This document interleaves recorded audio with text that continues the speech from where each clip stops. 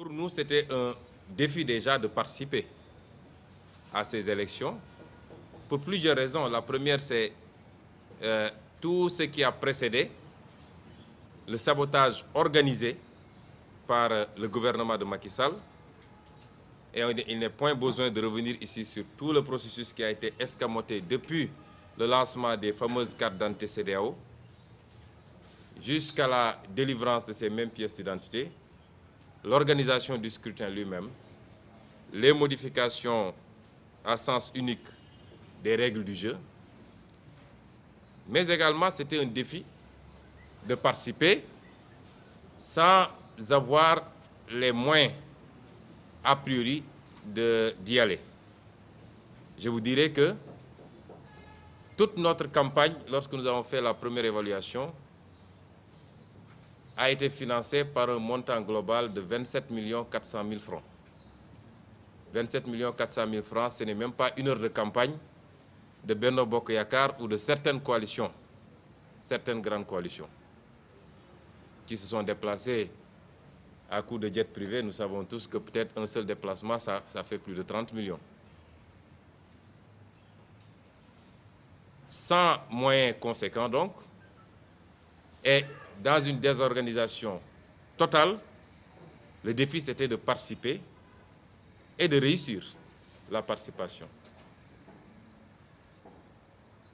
Nous avons fait avec peu de moyens et j'en profite pour dire que nous déposerons d'ailleurs dans les jours à venir nos états financiers de campagne conformément à ce que la loi demande.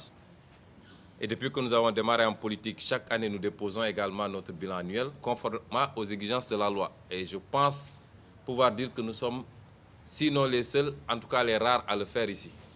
Certains ne déposeront jamais parce qu'ils ne pourront jamais justifier les milliards qu'ils ont utilisés pour battre campagne. Jamais. Ce n'est pas des milliards issus de cotisations des partisans, ça c'est sûr. Dans tous les cas, ça vient des caisses de l'État. C'est de l'argent détourné, pour ne pas dire spolié, pour aller acheter des consciences. Aujourd'hui, plus de 37 000 Sénégalais nous ont accordé leur suffrage. Premièrement. Deuxièmement, nous sommes conscients qu'on aurait pu faire beaucoup plus si on avait eu les moyens. À titre d'exemple, nous étions absents des bureaux de vote parce que on nous réclamait en moyenne à peu près 3 000 francs par siégeant pour aller dans les bureaux de vote. Pour près de 13 400 bureaux de vote, c'est presque 40 millions qu'il fallait décaisser pour être représentés dans les bureaux de vote, ce que nous n'avons pas. Nous avons considéré qu'il fallait faire confiance plus ou moins au système, mais le jour du scrutin, dès 10 heures, nous avons commencé à recevoir des appels de partout, et notre directeur de campagne, Guy Marius Sagna, peut en témoigner. Nous-mêmes, de Ziguinchor où j'ai voté, nous avons reçu énormément d'appels où des gens entraient dans des bureaux de vote et ne trouvaient pas nos bulletins. Ou alors c'était des bulletins qui étaient inversés ou déposés à même le sol. Nous n'avons pas été la seule coalition à être victime de cela. Avant les prochaines élections, Inch'Allah, nous serons prêts sur ce plan-là pour avoir une machine électorale. Mais il faut avoir également la machine politique. Il nous faut aujourd'hui continuer le travail, aller dans le Sénégal des profondeurs, structurer nos organisations et mettre en place une machine politique. Parce que le premier pari, gagner la sympathie des Sénégalais, c'est une chose, mais une partie des Sénégalais peut-être même nous considérer beaucoup plus comme des lanceurs d'alerte, en tout cas ce qui me concerne moi, que comme des acteurs politiques.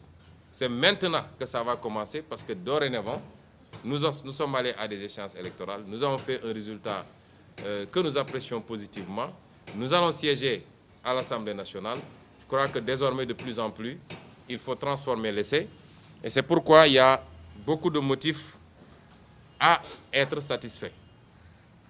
Il y a également des motifs à ne pas l'être. Le premier, c'est ce comportement inadmissible du gouvernement de Macky Sall, de l'État et de son administration en charge des élections. Je crois qu'aujourd'hui, le président Macky Sall a beau radoter, mais les sentiments qui l'animent le mieux, ça doit être la honte et la peur.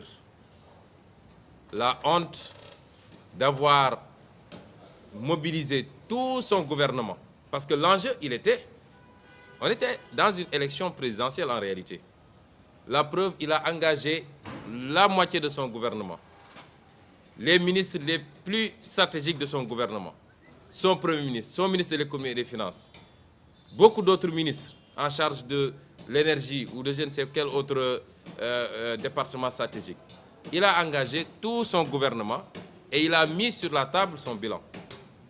Il doit être très inquiet, malgré toute la machine de fraude et d'achat de conscience dont nous avons pu être, nous, témoins. On ne nous racontera pas. Maintenant, la barre est même élevée, ce n'est plus 2500 ou 5000, c'est 10 000 francs l'après-midi.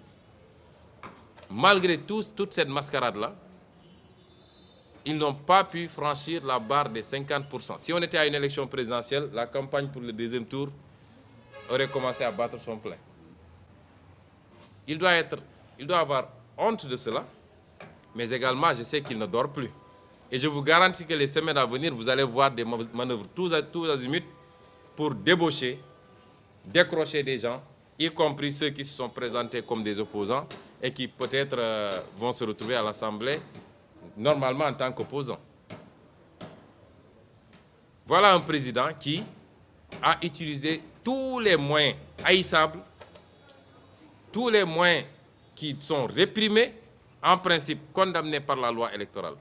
On l'a vu ici à la veille des élections. Convoquer des gérants de parcs automobiles pour distribuer des millions et des millions. Distribuer des titres fonciers à des soi-disant 300 titres fonciers dans un lotissement illégal en plus, puisque impactant les servitudes aéronautiques à des soi-disant déguerpis des cités Tobago. Il y allait de toutes les manœuvres. Mon intime conviction, c'est que plus de 50 milliards sont passés par là. Même 3 milliards, c'était déjà scandaleux. La question que les Sénégalais doivent se poser, c'est d'où proviennent ces 3 milliards. Si c'est des fonds secrets, c'est scandaleux. Si c'est la contrepartie de tout ce qu'ils ont fait sur notre pétrole et notre gaz, c'est pire encore. Et c'est cela les vraies questions qui doivent être posées aujourd'hui. Au-delà du résultat. Nous, notre intime conviction, c'est que Macky Sall n'a pas fait 35% de score. Parce que si vous enlevez tout ce qui est justifié par les magouilles, les rétentions de cartes d'identité, des gens qui ne sont pas sur les fichiers, les citoyens qui ont été découragés, plus de 122 000 bureaux de vote annulés à Touba, ainsi de suite. Si vous enlevez tout ça, vous enlevez les achats de conscience, je ne pense même pas que ces 49%, ils les auraient atteints. Ils seraient peut-être à moins de 35%. Il n'y a rien qui justifie que les 2 millions de Sénégalais ne puissent pas recevoir leur pièce d'identité. Que des révisions exceptionnelles puissent se tenir dans les 2 ans à venir, dans une année et demie à venir, pour que les jeunes qui viennent d'avoir 18 ans également puissent s'inscrire et avoir leur carte. Et pour le reste, les gens prendront toutes les dispositions. Il n'y a rien d'ailleurs qui puisse justifier qu'on n'aboutisse pas au bulletin unique, enfin. Parce que 47 bulletins, ça a été le chaos. Et rien ne l'empêche parce que dans beaucoup de pays africains, ça se fait. Y compris chez nos voisins immédiats. Nous dirons qu'en tout cas, il y a des motifs à être satisfaits et motifs à ne pas l'être. Parmi les motifs à ne pas l'être, c'est toujours une frange de la population qui continue à monnayer sa dignité. La carte électorale, c'est la dignité du citoyen. Heureusement que c'est devenu une minorité. Parce qu'il n'y a que 49,4% qui ont voté pour Macky. Et 49,4% qui ont été achetés. Mais tant qu'il y aura une frange de la population, même si c'est 1%, c'est grave et c'est inadmissible. Ça veut dire que nous ne sommes pas encore prêts pour la démocratie. On a encore du chemin à faire. Parce que le vote n'a pas de sens lorsque le citoyen ne sait pas pourquoi il vote. Et s'il ignore surtout que c'est son propre argent détourné des caisses de l'État, c'est avec cet argent-là qu'on vient acheter sa conscience. Il y a encore du boulot à faire sur ce plan-là. Mais il est heureux de voir que ça s'amenuise drastiquement et c'est bon pour la démocratie. Et nous espérons qu'avec la jeunesse particulièrement, parce que plus le niveau d'instruction est élevé, plus il y a à espérer que ces pratiques de plus en plus vont disparaître. Nous sommes satisfaits de notre côté parce que si on analyse bien notre électorat, lorsque nous démarrions en politique, nous étions venus pour changer la politique, pour changer la manière de faire la politique, pour changer le discours politique et la praxis politique. Si on observe nos scores, par exemple, dans la diaspora, il y a de quoi penser que nous sommes en train d'atteindre ce premier objectif. Partout dans la diaspora, on est parmi les 4 premiers. Et on est même largement arrivé en tête au Canada. J'en profite pour féliciter, remercier nos concitoyens du Canada qui nous ont placés largement en tête de toutes les autres coalitions. Mais si vous analysez cette diaspora-là, j'aime pas le terme immigration choisie, mais tout le monde sait que le Canada, c'est une immigration d'intellectuels. Moi, je n'ai jamais mis les pieds au Canada, ni probablement aucun des membres de la coalition, et pourtant, on est arrivé largement en tête.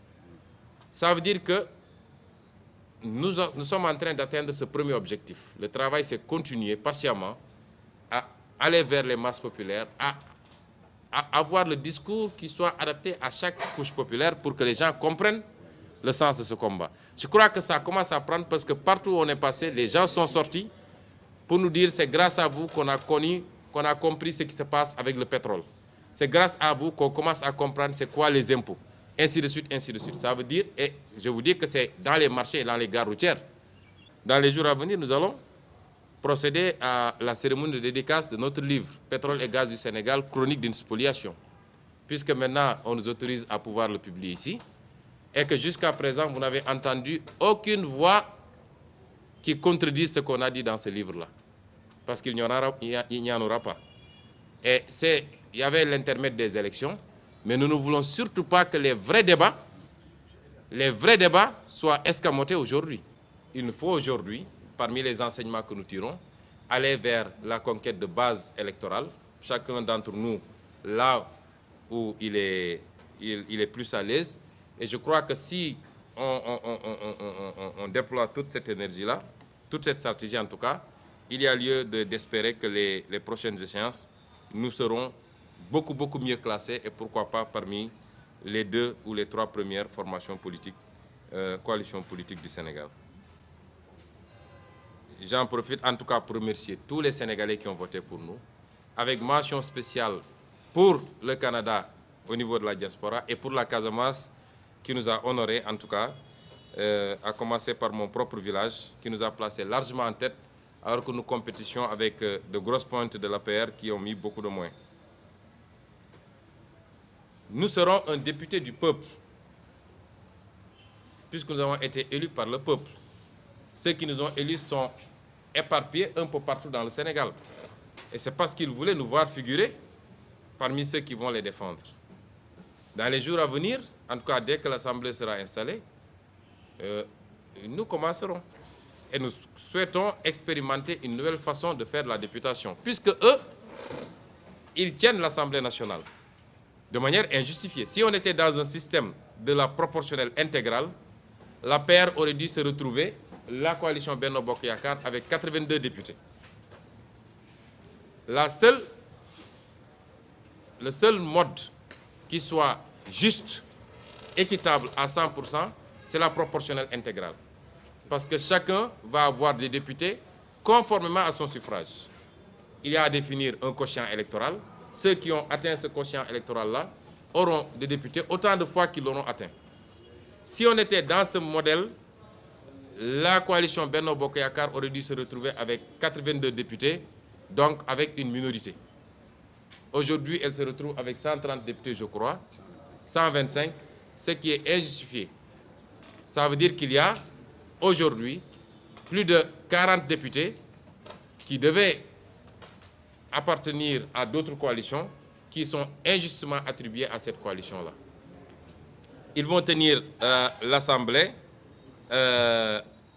ils vont tenir une majorité écrasante à l'Assemblée, ce qui ne nous donnera pas la possibilité de nous exprimer correctement, de prendre l'initiative de la loi, de mettre en place des commissions d'enquête parlementaire pour mettre la lumière sur toutes les magouilles du régime de Macky Sall.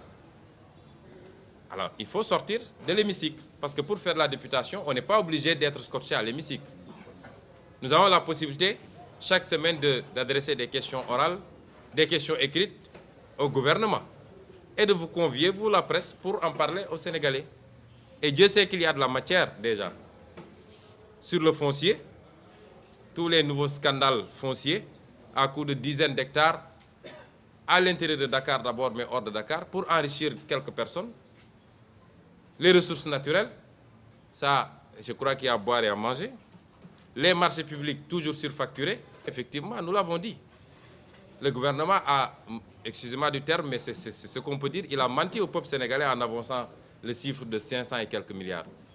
Nous avons obtenu copie des marchés, mais on est à plus de 1000 milliards pour cette histoire de terre-là. Je l'ai annoncé lors de la campagne, je n'ai pas encore entendu de voix contradictoire, mais nous, dès que nous serons installés, nous interpellerons le gouvernement qui doit expliquer aux Sénégalais comment on peut se retrouver avec ces montants-là. Les manipulations budgétaires pour donner de faux chiffres et nous donner l'impression d'une santé budgétaire qui n'existe nulle part, ces questions-là, évidemment, nous pouvons les poser en empruntant la voie des questions écrites, en conviant la presse avec des détails et en informant le peuple. Ce n'est pas forcément au sein de l'hémicycle qu'ils tiennent qu'on va pouvoir développer ces questions-là. Notre seul regret, c'est de n'avoir pas pu avoir une majorité pour pouvoir mettre en place des commissions d'enquête parlementaire et faire la lumière sur énormément de choses qui se sont passées ici. Je ne peux pas terminer également sans mettre le doigt sur la responsabilité du peuple. Le peuple sénégalais doit assumer, comme disait George Orwell, un peuple qui élit des voleurs, des traîtres et des renégats n'est pas victime. Il est complice. Durant toute notre campagne, nous avons dit au peuple, si vous donnez la majorité à Macky Sall, vous auriez cautionné les agissements de Macky Sall, de Aly Ngouille Ndiaye et de son frère sur notre pétrole et notre gaz. Vous auriez cautionné quelque part la surfacturation des marchés publics. Vous auriez cautionné les reculs démocratiques, les emprisonnements, les radiations, la gouvernance arrogante, incompétente. Vous auriez cautionné l'escamotage du processus électoral. Et le peuple, malgré tout, une partie du peuple en tout cas, nonobstant le fait que ce n'est pas la majorité et c'est déjà une atténuation, a préféré, à coût de 10 000 francs, 5 000 francs, aller voter pour Macky Sall. Donc, cette partie du peuple, en tout cas, ne doit plus pleurnicher. Elle doit considérer que ce n'est pas le pays qui est maquis, comme ils disent, c'est eux-mêmes qui sont maquis. Ils n'ont qu'à l'assumer. Parce que de plus en plus, il faut qu'on ait cette culture de la responsabilité. La même responsabilité qu'on attend des dirigeants, il faut que le peuple également, qu'on attende cette même responsabilité par rapport à ses choix.